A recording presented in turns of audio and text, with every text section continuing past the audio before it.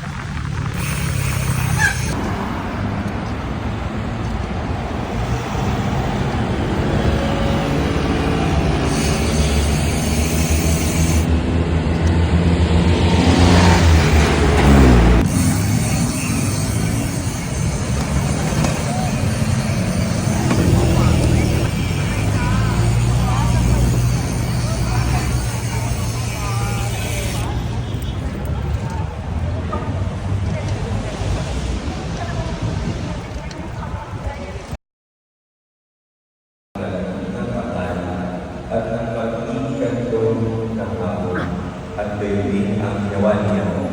Nang mag-iikalima ng hapon, si Wabaso. Gusto na yung misa mga kababoy.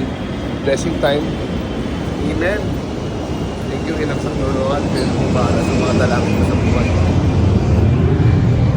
Dito tayo, blessing time. Blessing time. Hanggang doon yan sa dulo.